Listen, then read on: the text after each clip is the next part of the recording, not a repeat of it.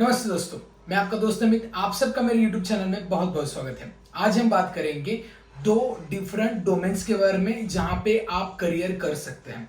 लेकिन इसमें से कौन सा डोमेन अच्छा है, कौन सा फील्ड अच्छा है जहां पे काफी अच्छा स्कोप एंड करियर है, वो हम देखेंगे। तो वो दो फील्ड्स हैं pharmacovigilance and clinical data management.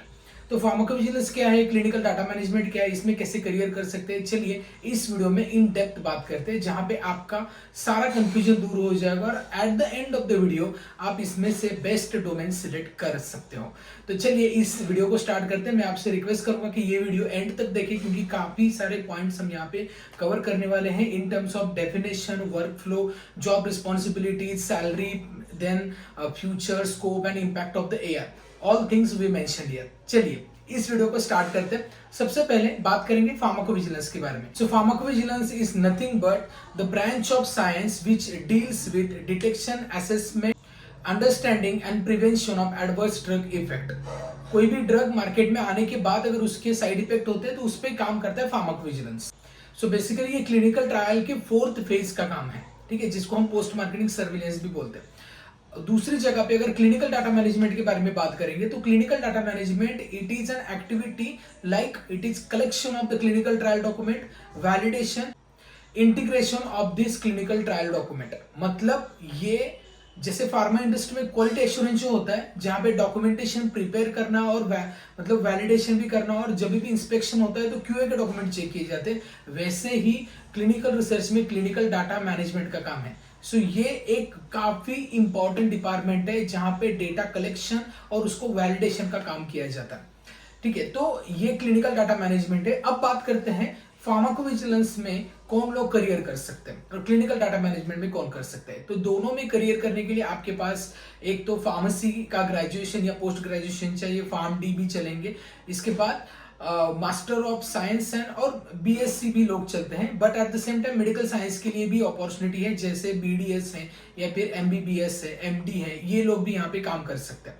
लेकिन फार्माकोविजिलेंस में और क्लिनिकल डाटा मैनेजमेंट में इनके लिए अलग पोजीशन है अगर आप मेडिकल साइंस फील्ड से हो, ठीक है। जैसे मेडिकल रिव्यूअर की पोजीशन स्पेशली फार्माकोविजिलेंस में मेडिकल साइंस के स्टूडेंट्स के लिए होती है। अब बात करते हैं जॉब रोल फार्माकोविजिलेंस के क्या होते हैं। तो बेसिकली आपको एडवर्स इवेंट को डिटेक्ट करना है, लेकिन इसमें भी काफी सारे रोल्स होते हैं इंक्लूड। तो चलिए इसके बारे में बात करते हैं।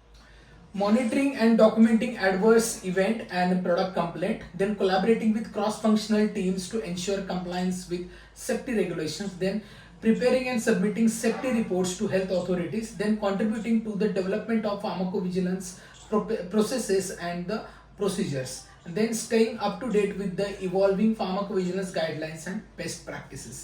So basically सेफ्टी के रिलेटेड सारा जो काम होता है वो फार्माकोविजिलेंस का होता है। कभी भी एडवर्स इवेंट आने के बाद उस केस को लेना और फिर उस पर प्रोसेस करना, उस पर रिव्यू देना और फिर उसको रेगुलेटरी बॉडी को सबमिट करना, ये पूरा वर्क होता है। अब बात करते हैं क्लिनिकल डाटा मैनेजमेंट की जॉब रिस्पॉन्सिबिलिटी क्या होती है। Overseeing the collection, validation and processing of the clinical trial data, then developing and implementing data management procedures for clinical trial, then supporting the facilitating the review of medical coding for validity and completeness, then ensuring compliance with applicable regulations, protocols and standard operating procedures in India, and maintain the highest data quality standard throughout the data life cycle from data collection of database log to the database log, then stay updated on industry practices, technological advancement and regulatory requirement related to the clinical data management. अब बात करते हैं work flow के बारे में। Basically pharmacovigilance का work flow कैसा है और क्लिनिकल डाटा मैनेजमेंट का कैसा है ये बात करते हैं। दोनों का अलग वर्क फ्लो है। फार्माकोविजिलेंस में स्पेशली केस इनटेक होती है, उस पर रिसर्च किया जाता है और फिर वो आगे प्रोसेस किया जाता है। उसमें भी अलग अलग डिपार्टमेंट है, स्पेशली आईसीएसआर ये पहला डिपार्टमेंट है जिसको हम केस प्रोसेसिंग बोलेंगे। इसके बाद आता है aggregate reporting, signal detection, risk management plan, then pharmacovigilance quality assurance, ये डिपार्टमेंट है। और even medical information contact centre भी इसमें आता है। तो कैसे वर्क होता है इसके बारे में बात करते हैं। So here it is the first like individual case data flow, that is information received, then case initial entry, then duplicate check, then case registration, then case triage, then data entry and narrative writing, then medical review, then case closure, and then reporting to the regulatory. That is aggregate reporting we are doing here. सो इसमें basically बहुत सारा research work रहता है, ठीक है। किसी भी adverse event को डिटेक्ट करने के बाद वो एक्चुअली इस पर्टिकुलर ड्रग की वजह से हमारे हुआ है या फिर कोई और भी अलग फैक्टर है, इसके लिए नैरेटिव राइटिंग लिया जाता है। उसके अकॉर्डिंगली गाइडलाइन, जो आईसीएच गाइडलाइंस की सेफ्टी गाइडलाइंस है, उसको चेक किया जाता है। उसके अनुसार यहाँ पे डॉक्यूमेंटेशन बनाए जाते हैं। कंप्लीट पेशेंट और जो मैन्युफैक्चरर है उनसे कोऑर्डिनेट करके इनकी रिलेटेड इंफॉर्मेशन ली जाती है और इसका कंप्लीट सेफ्टी डेटाबेस बनाया जाता है कि फर्दर ये जो एडवर्स इफेक्ट हुआ है ये ना हो, इसके लिए प्रिकॉशंस ली जाती है। तो मे बी वो ड्रग विड्रॉ किया जा सकता है या फिर उस पर अलग फिर से अंडर इन्वेस्टिगेशन भी रखा जा सकता है। So this is basic work of the pharmacovigilance. उसके बाद अब बात करते हैं क्लिनिकल डाटा मैनेजमेंट में। तो क्लिनिकल डाटा मैनेजमेंट में वर्क तब शुरू होता है जब क्लिनिकल ट्रायल्स कंप्लीट होते हैं, मतलब एक फेज कंप्लीट होने के बाद उसका पूरा डेटा यहाँ पे कलेक्ट किया जाता है।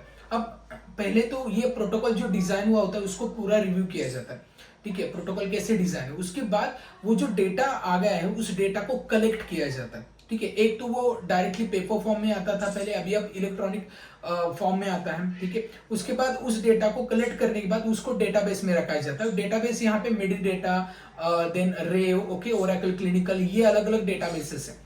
और इसके बाद उसको एक प्रॉपरली स्ट्रक्चर्ड किया जाता है अकॉर्डिंग टू द गाइडलाइंस, ठीक है। और फिर उस डेटा को इंटीग्रेट किया जाता है एज पर द रिक्वायरमेंट, ठीक है, और फिर उसको सबमिट किया जाता है। और इसमें भी 3 फेजेस आते हैं, जैसे स्टडी स्टार्टअप, ठीक है, study conduct and study close out. तो इसमें जो स्टडी कंडक्ट है वो लॉन्ग फेज है और एकदम मेजर फेज है। इसके बारे में मैंने ऑलरेडी एक वीडियो बनाया है, ठीक है, ऊपर आई बटन पे लिंक प्रोवाइड की गई है जहां पे क्लिनिकल डाटा मैनेजमेंट के बारे में मैंने वर्क फ्लो के बारे में और बताया, ठीक है। तो ये प्रोसेस होता है क्लिनिकल डाटा मैनेजमेंट में। प्रॉपरली देखा जाए तो database design, then CRM creation and medical coding, then data management plan creation, then quality assurance, user acceptance testing, then data collection, then data validation and cleaning, then database log, then statistical analysis reporting, then archiving and close out activities। अब ये सब हो गया work flow के बारे में, ठीक है। अब बात करते हैं यहाँ पे करियर कैसे कर सकते। कंपनीज होती है स्पॉन्सर्स कंपनी जो खुद के क्लिनिकल डाटा मैनेजमेंट के डिपार्टमेंट होते हैं, तो यहाँ पे आपको काम करने का मौका है। जैसे मान लीजिए फिडेलिटी है, थर्मो फिशर है, लैम्बडा है, इसके बाद पैराक्सेल है, आईक्यू है यहाँ पे, then sponsored organisation, health care, IT companies भी। सेम वे फार्माकोविजिलेंस में भी ये कंपनीज अपॉर्चुनिटी देती है आपको, ठीक है। Same company, CRO, health care, IT, sponsored organisation, यहाँ पे अपॉर्चुनिटी मिलते हैं आपको। इसके बाद अब बात करते हैं सैलरी की। अब देखिए सैलरी जो है वो फार्माकोविजिलेंस में कंपैरेटिवली ज्यादा है इनिशियली, ठीक है। जैसे यहाँ पे आपको 2.4 से लेके 3.6 LPA तक डिपेंड रहता है, लेकिन क्लिनिकल डाटा मैनेजमेंट में शुरुआत में थोड़ा बहुत कंपेयर टू द पीवी थोड़ी कम सैलरी होती है। इट इज अराउंड 2.6 2.8 तक मिलती है आपको, ठीक है। But again it depends on like आप मतलब सर्टिफाइड है या फिर आप पोस्ट ग्रेजुएट है। जो क्राइटेरिया होता है फ्रेशर के लिए भी अलग अलग क्राइटेरिया है। Company of course the best candidate देखती है जिनको स्किल सेट, नॉलेज हो और सर्टिफिकेशन हो या फिर पीजी हो, ठीक है, पोस्ट ग्रेजुएशन। तो इसमें आपको अगर प्रॉपरली स्किल सेट अगर होते हैं तो definitely on the basis of the interview and your presentation you will get hired. और यहाँ पे देखिए कॉन्ट्रैक्ट बेस पे भी वर्क होता है और लॉन्ग टर्म भी वर्क होता है। अब पीवी में क्या होता है ना, फार्माकोविजिलेंस में most of the time contract base work भी होता है कुछ कंपनीज में, लेकिन वो कॉन्ट्रैक्ट रिन्यू होता है after 11 months, okay, after 1 year it should be renew. And pharmacovigilance में क्या है ना कि इंटर्नशिप्स अपॉर्चुनिटी भी प्रोवाइड करती है कंपनी, लिमिटेड कंपनी है जैसे फार्माजोन, ठीक है, अपॉर्चुनिटी प्रोवाइड करती है। क्लिनिकल डाटा मैनेजमेंट में वैसा नहीं है। क्लिनिकल डाटा मैनेजमेंट में इंटर्नशिप्स नहीं रहती, फुल टाइम जॉब्स रहती है, ठीक है। अब बात करते हैं यहाँ पे कैसे एज अ फ्रेशर हमें जॉब मिलेगी। तो मैं सजेस्ट करूंगा आपको पहले इसके लिए स्किल सेट एंड नॉलेज देखनी पड़ेगी, इंटरव्यू प्रिपरेशन करना पड़ेगा, ठीक है। इसके लिए लर्निंग प्रॉपर करनी पड़ेगी। दोनों के डिपार्टमेंट अलग है, even though both are parts of the clinical research, लेकिन दोनों का काम अलग है। आपको इनकी नॉलेज लेनी जरूरी है। उसके बाद आपको यहाँ पे कंपनीज के लिए अप्लाई करना है। कौन कौन सी कंपनीज है जैसे मैंने बताया, उन कंपनीज को कनेक्ट करें, सोशल हैंडल्स पे कनेक्ट करें, करियर पोर्टल पे कनेक्ट करें, रेफरल से तो रेफरल से कनेक्ट करें। ऐसे ही आपको अपॉर्चुनिटी मिल सकती है, ठीक है। क्योंकि देखिए वॉक इन इंटरव्यूज भी होते हैं फार्माकोविजिलेंस में। क्लिनिकल डाटा मैनेजमेंट में वॉक इन नहीं होता क्योंकि हायरिंग कम रहती है कंपेयर टू द फार्माकोविजिलेंस, ठीक है। प्रोजेक्ट जो वर्क होता है वो लिमिटेड वर्क होता है। क्लिनिकल डाटा मैनेजमेंट का टीम छोटी होती है, बट फार्माकोविजिलेंस की टीम बड़ी होती है, ठीक है। तो आपको लिंक्डइन, ठीक है, even job providing site Indeed, नौकरी, ठीक है, ये भी वर्क कर सकते हैं। अदरवाइज अगर आप कोई सर्टिफिकेशन कोर्स करते हैं जहां पे वो एकेडमी आपको प्लेसमेंट असिस्टेंस भी प्रोवाइड करती है, तो वो भी आपके लिए बेनिफिशियल रहेगा।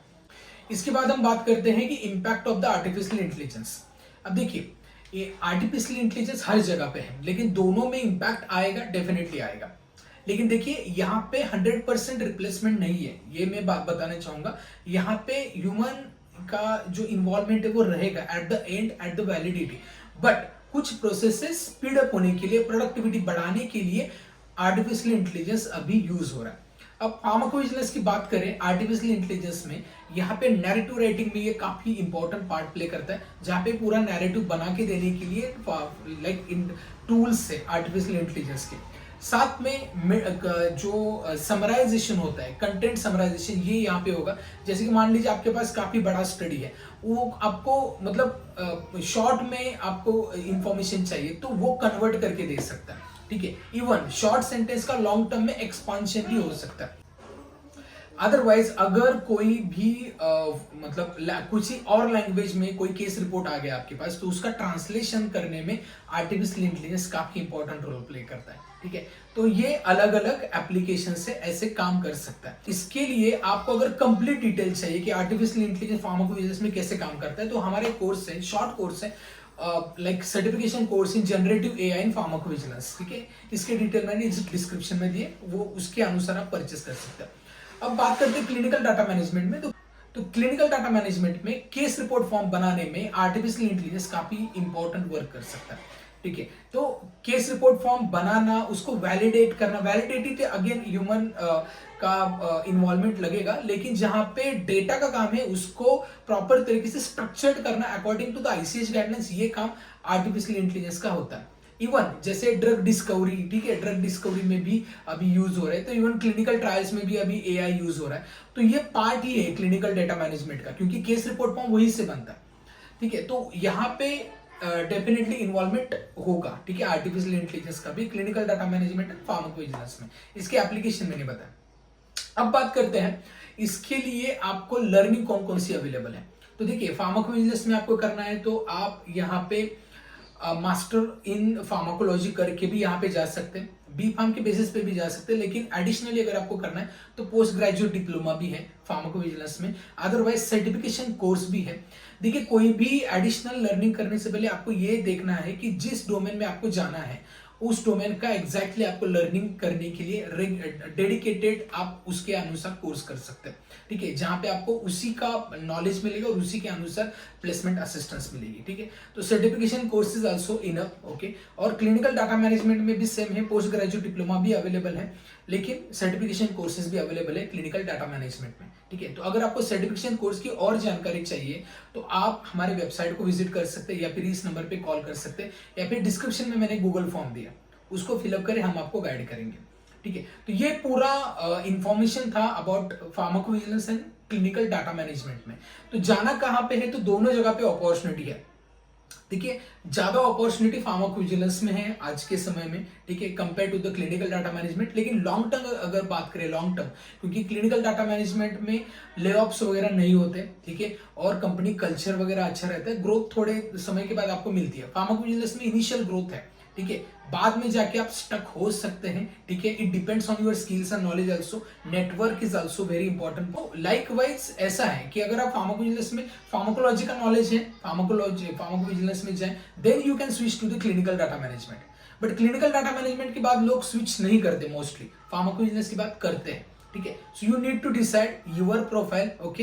एंड अगर आपको कुछ भी क्वेरी है, कोई भी डाउट है, डेफिनेटली पूछे, मैं आपकी हेल्प करूंगा। इस वीडियो को देखने के लिए बहुत बहुत धन्यवाद। I wish you all the best.